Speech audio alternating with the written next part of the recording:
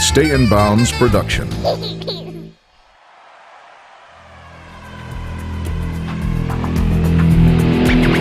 There is a close relationship between sportsmanship and citizenship.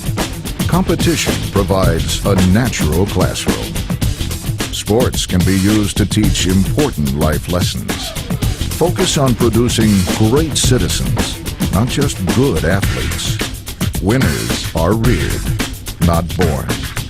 The vision is clear. Teaching leadership starts here.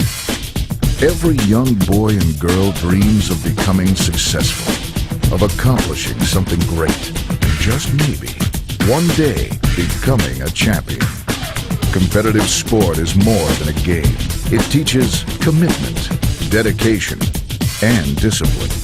Young people gain self-esteem, acquire passion, and most of all, they learn respect. Respect for themselves, for others, and for life. Hi, and welcome to our show. Stay in Bounds is a program designed to help kids like you and me develop richer lives. I'm Brad Jones, along with Zoe Brytant, and we'll be your hosts and guides to the richer steps of life. You may be asking yourself, what is this, the richer steps of life? Well, our show today will explain and help you better understand how to live a richer life with a champion's attitude. We've invited lots of our friends and some pretty famous people to talk to you about what it takes to have the attitude of a champion. So let's get started. All right. In our first segment, we have a special report on bad attitudes. You know, there's lots of people out there with bad attitudes, sometimes in school and sometimes in sports. Either way, it's not the attitude of a champion, and it's not cool. Take a look. What was once fun and entertaining has now often become ugly, violent, and sometimes deadly. Fathers of youth hockey players ends in death. There is a growing concern about the lack of ethics and moral character in sports today. Everyone agrees that violence and unsportsmanlike conduct are unacceptable at any level. You know, the positive lessons that youngsters learn on the fields of sport have been well documented. In youth leagues nationwide, kids are learning all about sportsmanship, perspective, and discipline. The very attributes that many of their parents now seem to be lacking when they watch them play. What's worse is that many of those soccer moms and Little League dads who have long been loudmouths at children's games have now added a new and violent dimension to their ways. Obviously, most parents, the overwhelming majority, are wonderful people. Let me preface that. But the ugly people are growing and growing. That's why this has to stop. I think people nowadays feel like they've got a little bit more freedom of speech, freedom to express themselves, whether it's in a positive way or a negative way. Well, I think what has happened over the years is that there's so much pressure on people to win that you forget that the right way to do things, and you take shortcuts. That's not what sport's all about. It's about competition, but it's also about learning different things. It's about learning to be a part of a team. It's about learning to be responsible, to be respectful, to be accountable, and it's in the whole scheme of life. Sport is just not winning games. People will respond to whatever you ask them to do. If you let them get away with stuff, whether it's people in the stands or athletes or coaches or administrators or whatever, if you let them get away with stuff, they're going to do it, you know, to some degree. Some of them are, not all of them. But if you ask them to conduct themselves in a manner that you would like them to conduct themselves, that you feel is the standard that you want them to adhere to, quality, integrity, being a gentleman, being polite, respect for your opponent, respect for the fans, that type of thing, and you require that they do that, they're going to do it. If not, get rid of them. Wow, what an awesome piece. We've invited one of our friends And a very important person. to join us. This is Mr. Dan Bogan. He is the Senior Vice President of the NCAA and kind of the one who started the Stay in Bounds program. So, Mr. Bogan, what's your opinion on why sports have become so bad? Because we focus so much on the bad. I think there's a lot of great things that happen in sport, and we can learn a lot from participation. But we've got to get everybody on the same team. It's like those other things that we do, and we need everybody on the same page. So if you practice those principles that we've been talking about, the richer principles, respect, integrity, caring, harmony, excellence, that pursuit always of being the best and accepting personal responsibility, we can all make a difference, and it will also make it better for everyone else. Mr. Bogan, we all know people have bad attitudes and do crazy things in school and in sports. I guess young bad sports grow up to become older bad sports. So how can we change things? Well, we need to get people to start thinking differently and thinking in terms of what does it really mean to respect other folks, those richer principles that we've been talking about. So respect, integrity, being honest, caring, really caring about those folks we play with, we work with, we live with, harmony, balancing ourselves at school and play, accepting the notion of excellence in everything that we do, being our best, and then accepting responsibility for what we do. Not putting it off on somebody else, but understanding that it's us that's doing it. Well, that's really cool. So I guess Stay in Bounds is about just a little more than sports. Oh, it's a lot more than sports. It's about the future. It's about leadership. It's about how we build our communities, how we take care of each other. It just so happens we have another special report that talks about teamwork, titled More Than a Game. Let's take another look. Competition is a natural part of society.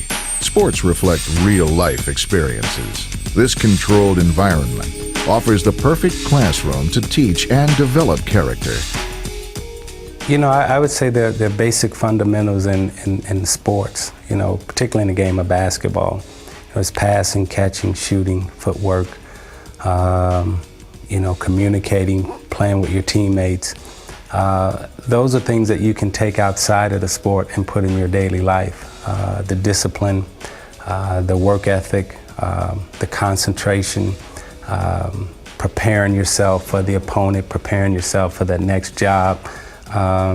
You know, and how do you communicate? How do you relate to your friends? How do you treat a teammate? How do you help him when he's down?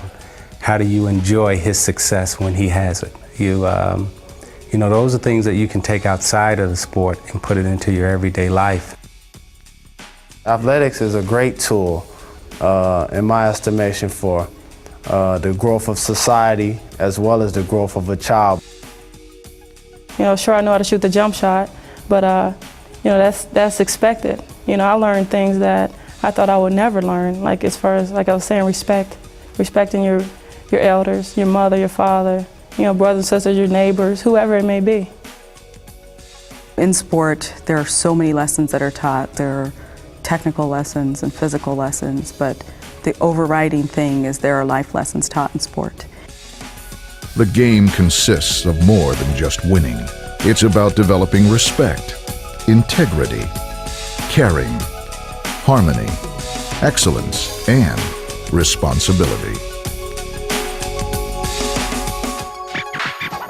It looks like being successful in sports or in life takes the right attitude, the attitude of a champion. That's absolutely correct. You see, that's not so hard. Well, Mr. Bogan, as you said before, these sound like big words, and we want to make sure that everyone understands what they mean and how easy they are to practice. So, we asked our field correspondent, who's on location at the Stay in Bounds gym, to talk with some of our friends there about the richer steps.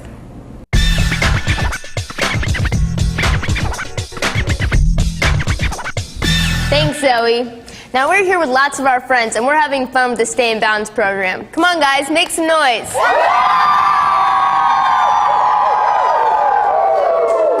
Now I've met with some kids and some people who have made it big and are very famous, and here's what they had to say.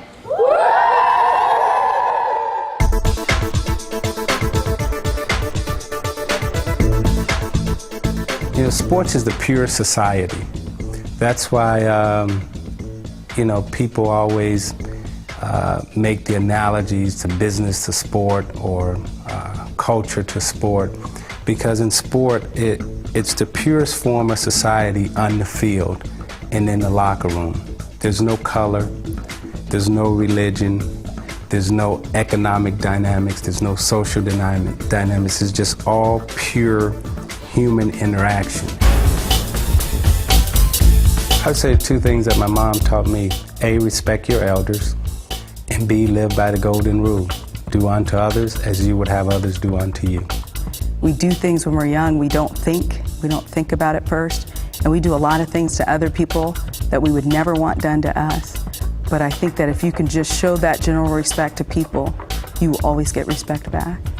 Respect is very important in sports because you wouldn't want to, if the referee caught something, you wouldn't want to go up there and push the referee around because that could result in penalties and it's not showing respect. I think when you go out and you play a sport and you can respect your teammates, you can respect the game itself, you can respect your opponent, then I think you can carry yourself in a manner in which you're showing respect and you gain respect from other people. Respect means that you are giving people respect, that things that you want in return. If you don't respect yourself, you're not going to respect anyone else.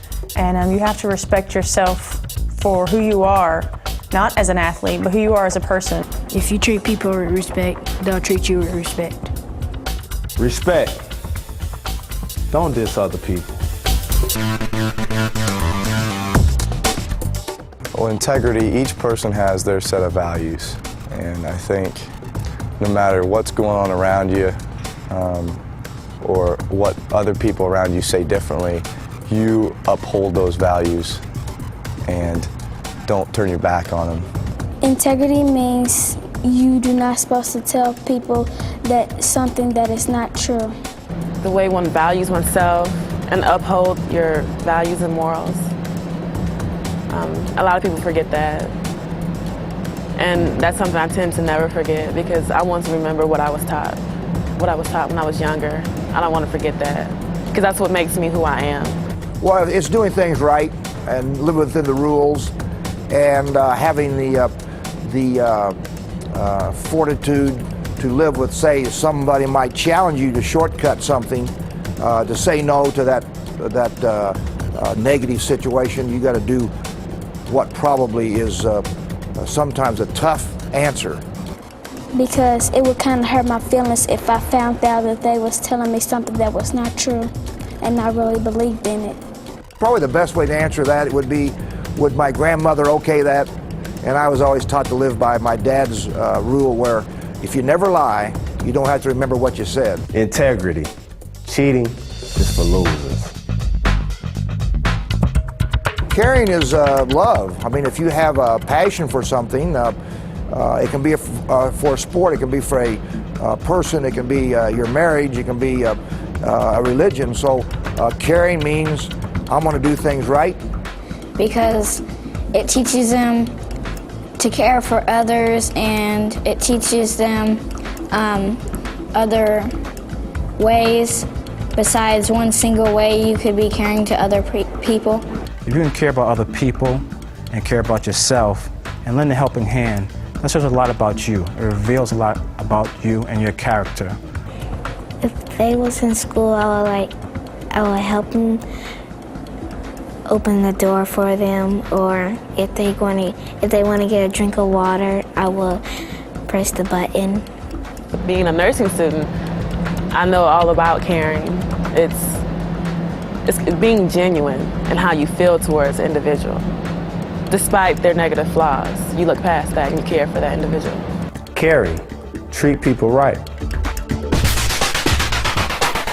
Harmony. I think my first thought is of music, but I guess you know, when you make friendships and you know, if you're in a team atmosphere, by being in that team atmosphere or having these friendships for a certain period of time, you start to understand each other, you start to almost mimic each other, you know, you start to do the same things, and I guess that would kind of be harmony.